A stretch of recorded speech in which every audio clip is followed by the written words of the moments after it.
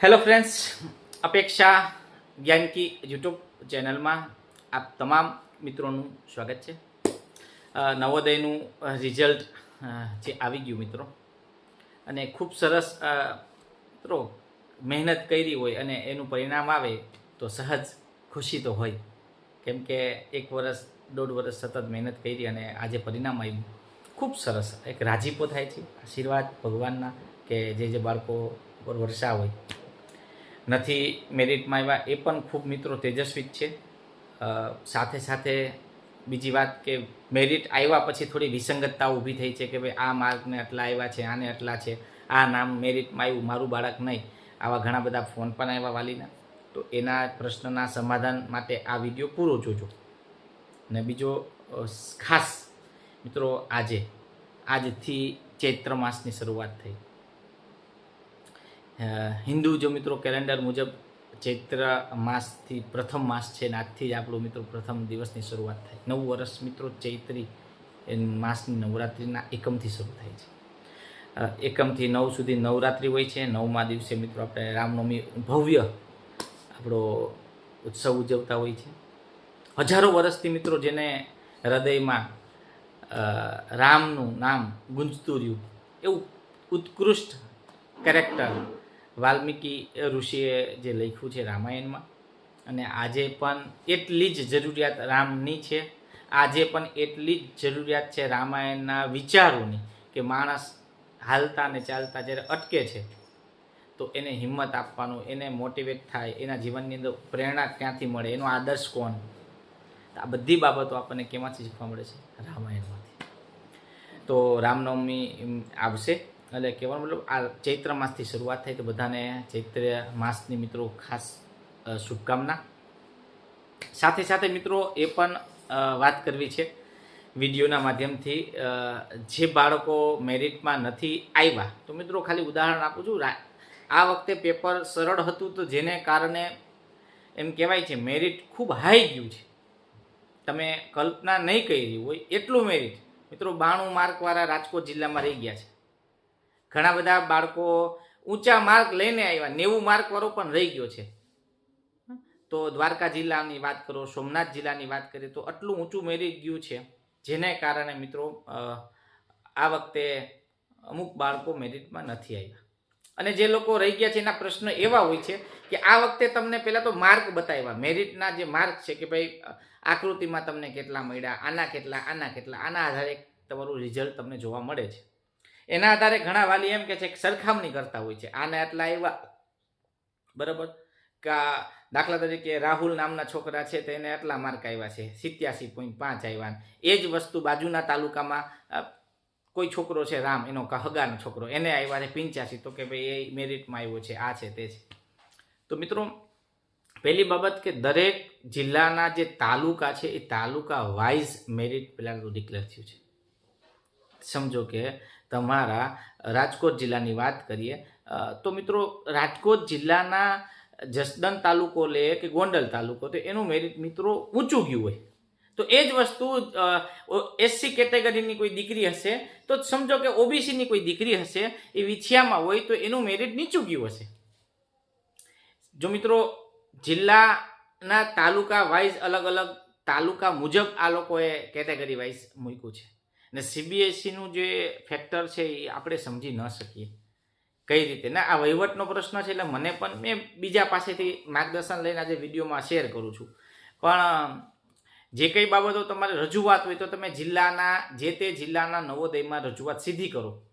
ભાઈ હવામાં વાત નહીં, પ્રૂફ સાથે કે ભાઈ આ નામનો છોકરો છે, ઓબીસીમાં છે, એને આ મળ્યું, અને આ બાળક છે આ તાલુકામાં છે ને આ નામ છે ને આટલામાં આ રહી ગયું ને આ મળ્યું એડમિશન. તો એના કારણે તમને સાચી સીધી માહિતી મળી જશે. ઓકે. બીજું, હવે નવોદયમાંથી તમને જે પ્રોવિઝનલી જે સિલેક્શન થયેલા 80 જે જિલ્લાના બાળકો, દરેક જિલ્લાની વાત છે, તો એને હવે નવોદય એક મિટિંગ બોલાવશે, ફોન આવશે, ત્યાં તમને મિટિંગમાં બોલાવવા માટે વાલી મિટિંગ કરશે. પછી તમને એક ડોક્યુમેન્ટનું લિસ્ટ આપશે, તમારું વેરીફાઈ કરશે. તમારે એ ડોક્યુમેન્ટ ફિલઅપ કરી અને જમા કરાવશો, ત્યાર પછી જ તમારું એડમિશન કન્ફર્મ થશે. એટલે પહેલી વસ્તુ કે હવે કોઈ ફોન ન કરે શું કરવાનું, આ કરવાનું, તમારે સીધું જવાનું થશે. તમને કોલ આવે એ દિવસે તમારે નવોદયમાં જવાનું, તમને ફોર્મ આપશે બધા. એટલે મને ઘણા બધા ઉત્સાહમાં આવીને ફોન કરી દે, સાહેબ હવે શું કરવા, હવે કાંઈ કરવાનું છે નહીં, હવે બધું નવોદય કરશે, નવોદયમાં જાશો એટલે તમને મિટિંગ વાલીની બોલાવે, તમને ડોક્યુમેન્ટ આપે, એ ડોક્યુમેન્ટ લઈ અને જે લિસ્ટ આપે એ મુજબ તમારા તાલુકાના સિક્કા, સ્કૂલમાંથી સિક્કા આ બધા ભરાવી અને સબમિટ કરવાનું થશે, બરાબર, બીજું કાંઈ છે નહીં. તો આટલી એક પ્રોસેસ હશે. એટલે મેરિટ બાબતે મિત્રો વિસંગતતા હોય તો એક આ પણ છે કે ભાઈ તાલુકા વાઇઝ અલગ અલગ છે. એ દીકરી એક દીકરી છે એ સમજો કે ભાઈ કલ્યાણપુર તાલુકામાં છે, એક ખંભાળિયામાં છે, બેયના માર્ક સરખા છે, તો દ્વારકા જિલ્લાની વાત હોય તો ખંભાળિયાનું મેરિટ ઊંચું ગયું છે અને આ જે બેકવર્ડ હશે જિલ્લો એજ્યુકેશન તો એનું મેરિટ નીચું પણ જઈ શકે, આવું પણ બનશે. અમુક દરેક તાલુકામાંથી દરેક બાળકને નવોદયમાં તક મળે એ હેતુથી એક જ તાલુકાના બધા બાળકો નવોદયમાં સિલેક્શન ન આવી જાય એટલે દરેક તાલુકા વાઇઝ આ લોકોએ કેટેગરી ગોઠવી છે, જેના કારણે આ બને છે. અને અર્બનની વાત કરીએ તો શહેરી વિસ્તારમાંથી અમુક સીટો ઓછી ભરાય છે કેમ કે ઓબીસી ગ્રામીણ બાળકો છે એ મેરિટમાં આવે છે આગળ, એટલે એના કારણે એ પણ એક મૂંઝવતો પ્રશ્ન છે. તો એ પણ તમને ત્યાં જ એનું સોલ્યુશન થશે જિલ્લામાં તમે વાત કરશો નવોદયમાં તો.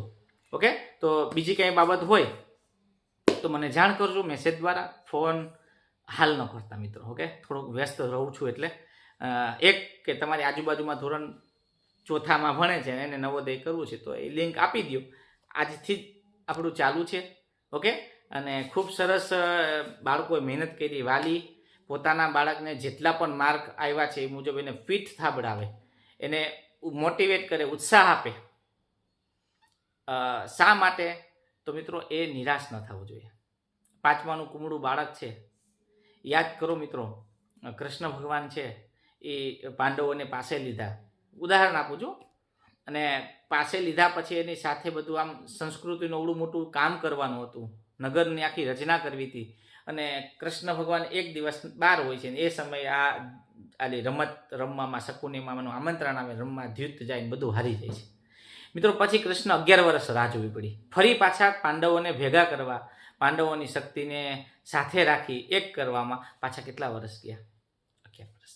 તો આપણે તો એટલું બધું નથી કરવાનું, પણ આપણું બાળક મેરિટમાં નથી આવ્યું તો એના નેગેટિવ વાત ન કરતા એને પોઝિટિવલી કઈ રીતે આગળ વધારવું. હજુ 8મામાં નવોદય આપી શકાશે દીકરા, 8મામાં તું તૈયારી કરજે, ચાલ આ 7માથી બેસી જઈએ આપણે તૈયારી કરવા. આ રીતે તમે વધો જીવનની અંદર. આવી તો ઘણી બધી એક્ઝામ આવવાની છે, આ શરૂઆત છે ને શરૂઆતમાં જ સચિન પહેલા દળે 0માં આઉટ થઈ જાય છે તો એને ક્રિકેટ રમવાનું મૂક્યું નથી.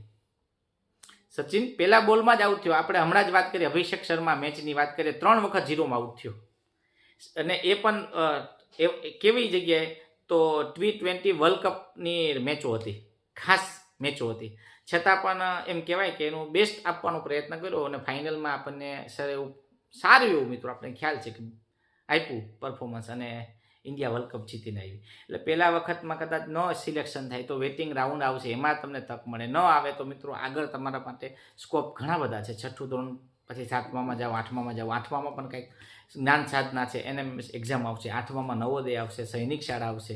આવી બધી એક્ઝામો આપતી રહેવાની છે અને પ્રયત્ન ચાલુ રાખવાના છે. અને પ્રયત્ન કરશે ને તો જ મિત્રો આપણને એક દિવસે સફળતા મળશે. તો આજના દિવસે બધાને શુભકામના આપું છું ચૈત્ર માસની, અને ફરી પાછા આપણે ભણવાના કામમાં ચાલુ લાગી જાય. જય હિન્દ, જય ભારત, જય દ્વારકાધીશ.